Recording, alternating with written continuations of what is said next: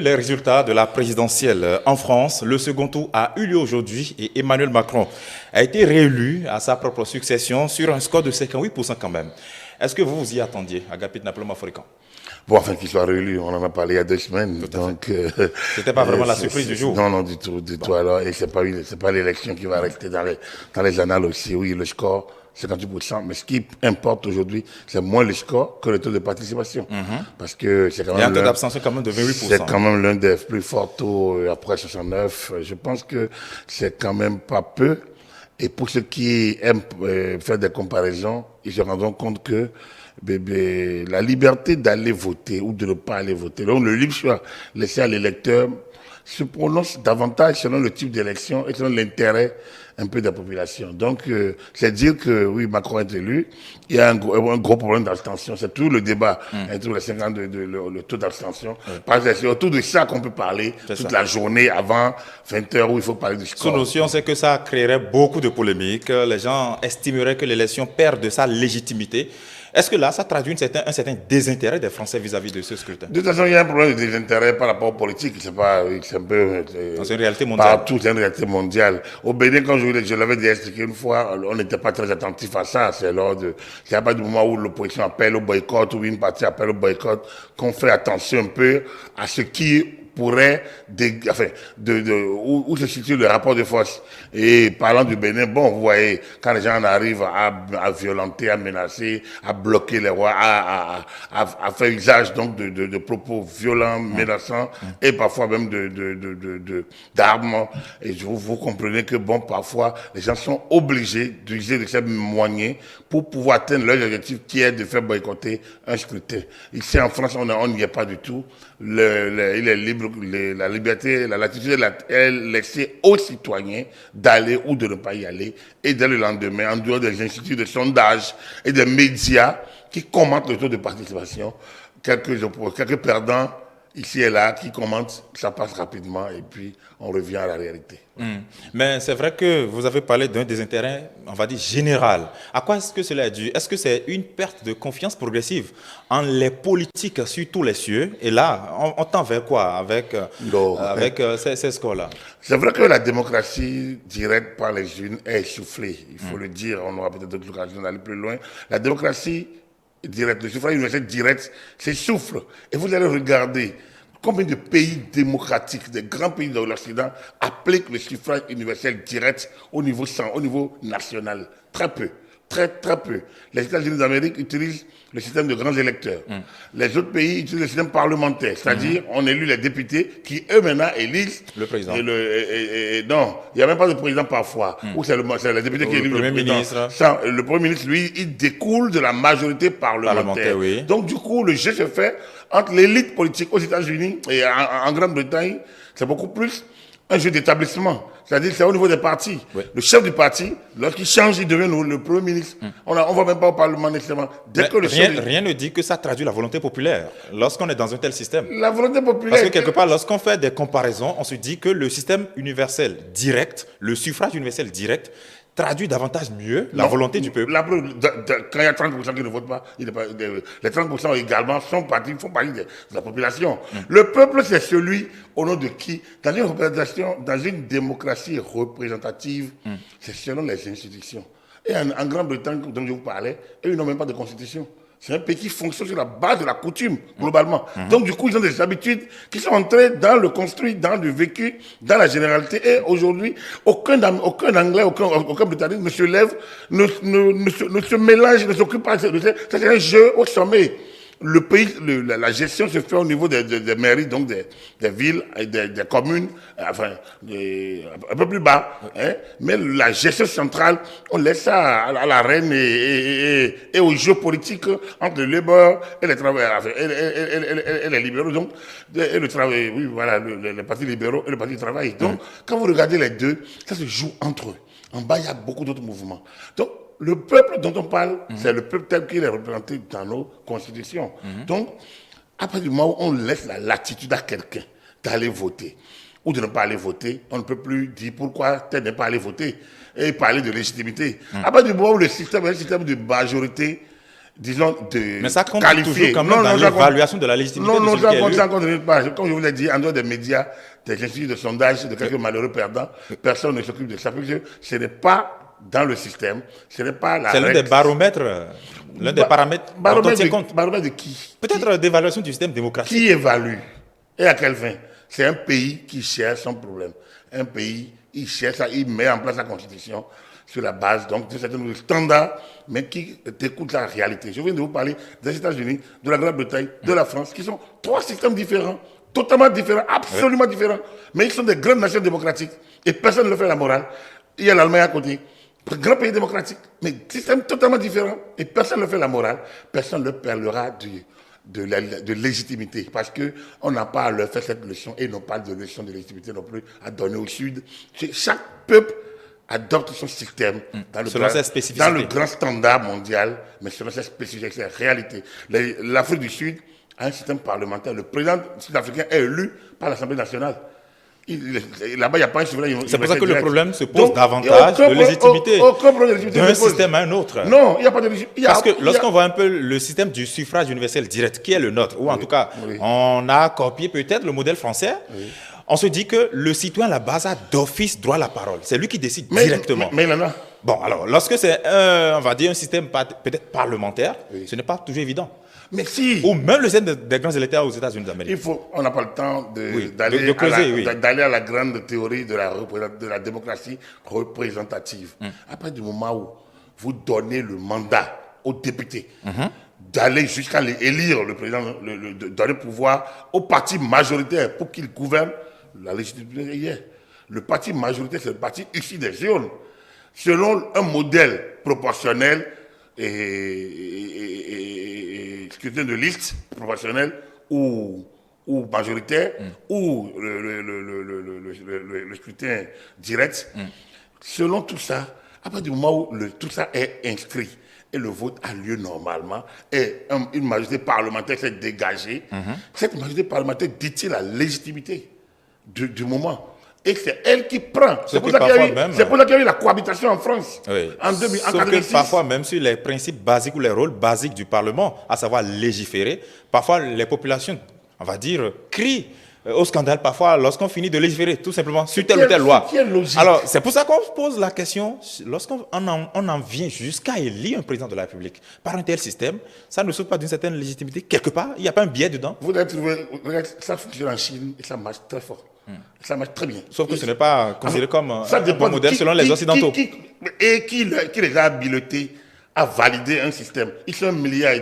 Ils se gouvernent très bien. Un pays qui se développe. Un pays qui, aujourd'hui, est un modèle mondial au niveau de la gestion, au niveau donc de la création de la croissance et au niveau, pour moi, de la démocratie représentative, parce que ce qu'on appelle démocratie parlementaire, démocratie libérale, démocratie populaire, ça dépend d'où on est. Mais qui va valider? Qui a donné l'habilité à l'Occident de valider la Chine, de valider le Japon? Qui valide l'Allemagne? Qui valide les États-Unis? Ici, pourquoi vous voulez qu'on valide? Le problème, c'est que je vous ai dit, chaque pays a son modèle. Et comme je le dis, l'Afrique du Sud a tenu compte de son système. L'Afrique du Sud vient de finir avec l'apartheid en 1994, lors des premières élections. Si on doit faire un homme, une voix, c'est les Noirs, tout le temps, qui sont majoritaires au Parlement et qui vont élire le président. Donc, ils vont quitter un système qu'ils ont déploré et aller dans un système de fait où les Noirs majoritaires vont gouverner. Ils ont trouvé un système beaucoup plus médian qui leur permet donc de gérer leur histoire. Et c'est comme ça qu'ils sont allés au système parlementaire qui permet que le président de la République, qui est le chef de l'État, qui, donc, en Afrique du Sud, c'est un système présidentiel. Bon, oui, c'est un parlementaire, mais le président, il est plus aux affaires. Donc, c'est un système présidentiel plus dominant et qui permet quand même que le président émane du Parlement, le Parlement lui-même émanant du suffrage universel à la base. Et donc, c'est une démocratie qui va de la base vers le sommet. C'est un système organisé, comme nous l'avions fait sous le PRPB ici, qui permet aux populations à la base d'élire les leurs. Au niveau, à l'époque, ici, c'était au niveau local. Après, vous passez au niveau communal. Ce qu'on appelle local, c'est le niveau de délégué, de chef de quartier, de village, chef de village ou chef de quartier. Vous quittez là, vous allez au niveau communal, qui est aujourd'hui un peu, on peut dire plus ou moins arrondissement. Ouais. Vous quittez le niveau communal, vous venez au niveau district, qui est aujourd'hui plus ou moins commune. Vous quittez le niveau district, vous venez au niveau provincial, qui est aujourd'hui département. Donc, c'est un système qui fonctionne de la base vers le sommet. Si vous n'êtes pas validé par la base, vous ne montez pas. Mais si vous êtes validé par votre base, vous remontez un peu au sommet. C'est comme Miss Monde. Si on fait Miss Monde, c'est comme la Coupe du Monde. C'est comme toutes les que nous faisons, on fait les éliminatoires. On passe par la base. Et puis, progressivement, et les meilleurs gagnent en finish. C'est comme ça le système. Et c'est ça en Chine. C'est comme ça. Un plus ou moins en Afrique du Sud, même si ce n'est pas le même régime, modèle, pas le même modèle. Donc, c'est dire que chacun organise son système comme bon lui semble. La France, lors de la constitution de la 5e République, qui est toujours en vigueur, en 1958, ce n'était pas ça. C'était un système globalement utilisé en Occident, c'est-à-dire c'est le Parlement qui légitime le gouvernement. Mais Charles de Gaulle, qui avait envie de peser, de régner, de régenter, a préféré en 1962, a fait faire une révision constitutionnelle pour que le président de la République, au lieu que ce soit désigné par le Parlement, soit élu ou le Sénat ou le Congrès, soit élu directement au suffrage universel, parce qu'il a envie de peser. Donc la France fait office aujourd'hui, depuis 1962, d'un pays un peu bizarre, avec un système qu'on appelle semi-parlementaire, qui n'existe pratiquement qu'en France, que l'Angleterre essaie, que l'Afrique du Sud essaie d'utiliser. Oui. Mais ça permet quoi? Que en France, le président de la République est presque un monarque, et on l'a vu entre François Mitterrand en 86, lorsque la majorité n'a pas coïncidé lorsque 5 ans après la victoire de François Mitterrand en 81, donc en 86, il y a eu les élections législatives et François Mitterrand a perdu la majorité, le Parti socialiste. La question était de savoir s'il avait encore la légitimité pour gouverner. Et il a dit non, qu'il y a 2 élections, que lui, il est élu pour un suffrage universel, pas au suffrage universel pour un mandat de 7 ans. Et que le Parlement, c'est gouverner. Lui, il préside. Et donc, il a nommé le premier ministre du parti majoritaire, de la coalition majoritaire qui a gagné le RPR, et donc Jacques Chirac. Ils ont fait la cohabitation. 2 années. François Mitterrand a été réélu, et confortablement en 88. Il est revenu encore en cohabitation avec Edouard Balladur avant de finir son mandat. D'où, quand Chirac a commencé et a dissous le Parlement pour avoir un Parlement de confort, pour mieux gouverner, et a perdu en 95 et en 97, si je ne me trompe, a perdu en 97, donc, et est entré en cohabitation avec Juppé et Jospin, et Lionel Jospin. Oui. Ils ont compris que ce système-là a vécu.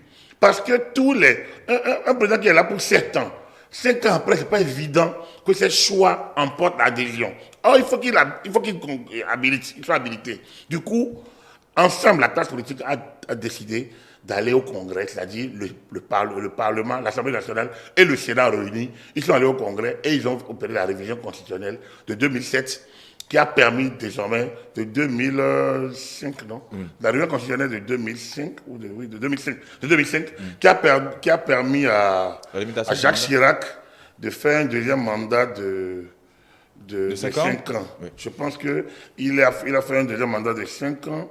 Il a fini en 2007. Je pense qu'ils sont allés à la réunion constitutionnelle dans la foulée, avant 2002. Avant 2002 en tout cas. Ils sont allés au mandat et ils sont allés.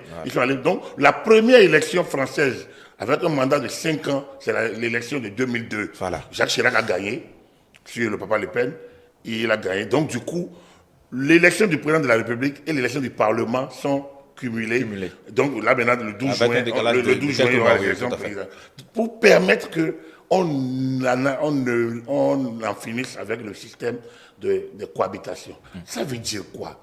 Ça veut dire que, avec Hollande, on a vu, Hollande avait une majorité de confort au départ. Mais cette majorité s'est érodée parce qu'il a fait une campagne nettement à gauche et il a dirigé au centre droit.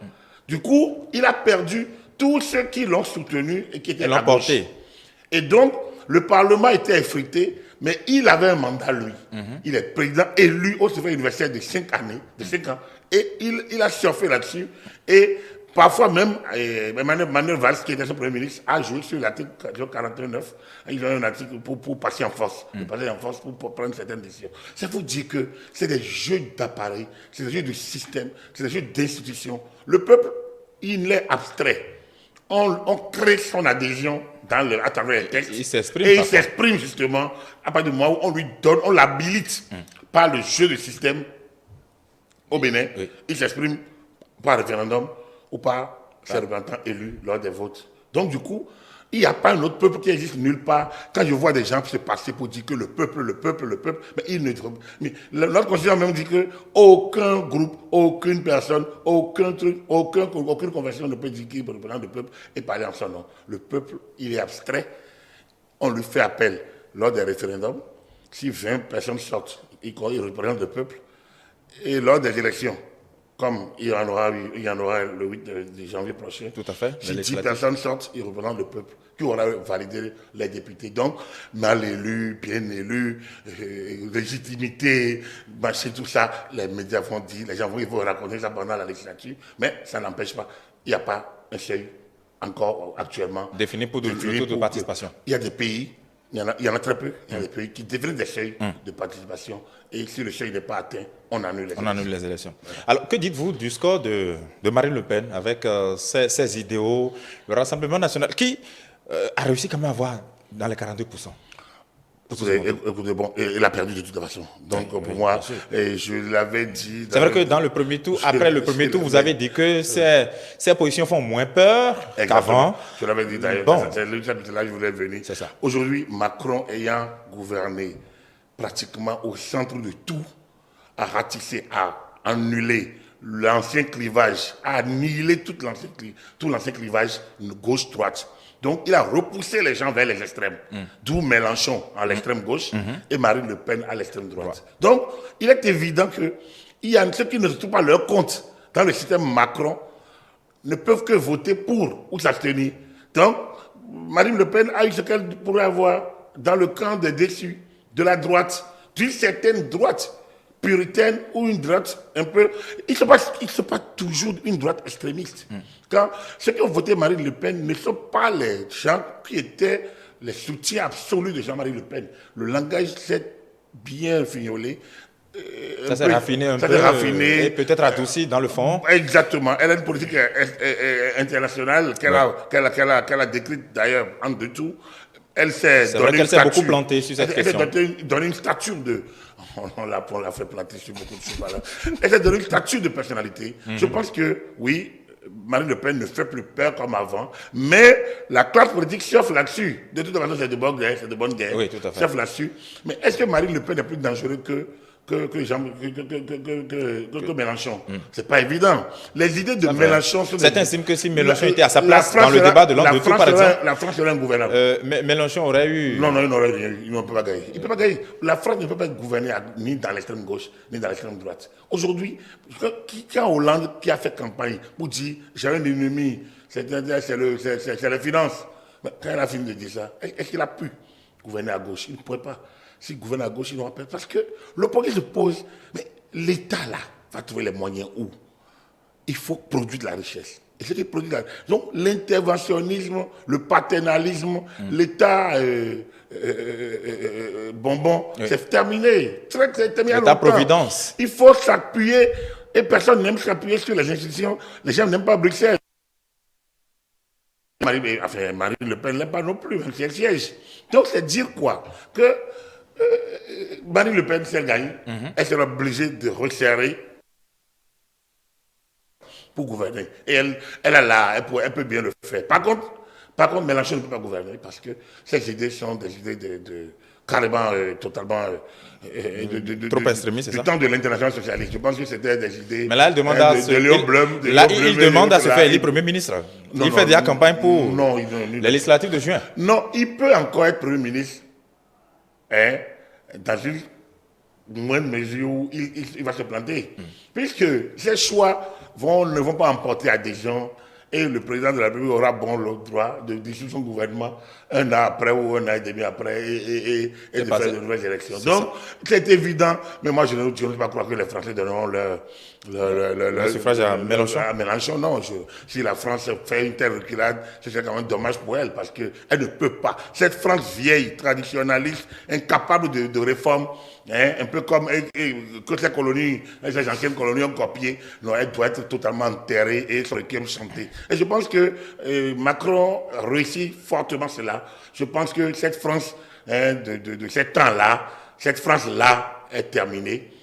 Il y a une nouvelle France qui a émergé avec Hollande et qui se met en place, qui s'est mis beaucoup, qui s'est vraiment organisé et structuré avec Macron. Je pense que il faut finir avec la vieille classe, enfin, les vieilles idées de gauche, droite, où on ne se mélange pas, on ne dit. Je pense que Macron a foutu tout ça en l'air, si on peut être aussi vulgaire. Et là, c'est de bonne guerre que, enfin, c'est la justice qui gagne ces élections. Il n'est pas très aimé, Macron. Mais en fait, ceux qui ne l'aiment pas savent que c'est un homme d'action. Et il va. Il n'est pas très aimé, c'est vrai. Mais parce qu'il est. Il est napoléonien. Il est. Comme il dit. C'est vrai qu'il apparaît un peu comme un réformateur. C'est un peu magistral. Quelqu'un de. On parle de jupitarien. Parce que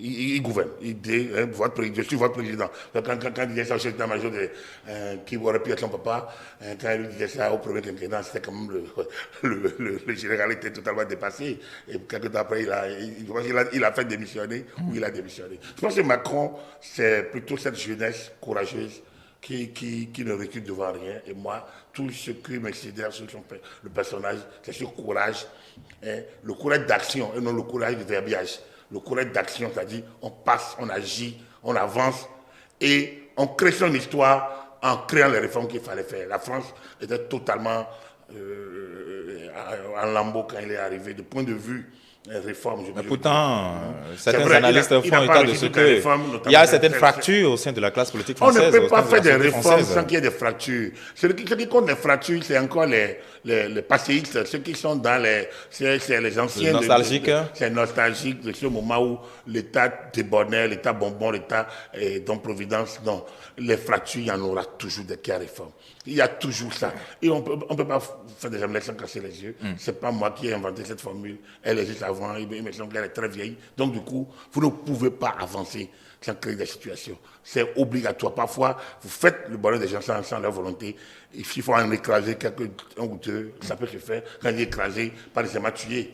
Mais écraser de non. Et pas brimer non plus. Pas brimer. Parfois, oui, vous pouvez brimer l'individu pour que. Nous sommes dans un système démocratique. La déclaration de certains. Nous sommes dans un système démocratique. Les histoires de déclaration de. Ouais, la déclaration des droits de l'homme. l'homme. C'est la France, on doit cette déclaration de 1789 à la France. Si. Mais vous voyez, comment vous pouvez comment l'individu peut prévaloir sur la collectivité? Non, on reconnaît un certain nombre de principes de base, de droits à l'individu. Mais lorsque la collectivité est en jeu, il faut comprendre qu'on ne peut pas. Les théories de 1789 sont extrêmement obsolètes en bien des endroits, d'autant même que la loi, même cette déclaration désormais, ils disent voilà que bon, vous avez tous ces droits, mais à chaque d'en répondre devant la loi en cas d'abus. Et que ces droits-là sont représentés par la loi. Et qui fait la loi? C'est le Parlement. Qui fait le Parlement? C'est le peuple. Donc du coup, le peuple qui délègue son mandat. C'est ça, tout à fait. Donc du coup, on ne commence pas à tourner en rond. Même quand le Parlement vote des lois, vous voyez les gens sortir. Pour contester. Alors, c'est où le peuple? C'est la foule qui est contestatrice? Ou c'est l'intelligentsia nommée ou élu qui prend les décisions? Voilà la question. Je pense qu'il y a beaucoup de... Je ressens je pense que Hollande a peut-être eu le mérite de lancer la France sur une nouvelle voie. Une nouvelle voie et Macron a prolongé. Lui, il a eu le courage d'aller vraiment plus loin. Et je pense que sa victoire d'aujourd'hui, c'est sûr, il aura 5 années pas facile, mais c'est ça, quand vous êtes élu, pour régner sur la destinée des millions de citoyens, de personnes, vous ne pouvez pas, ça ne doit pas être du tout repos.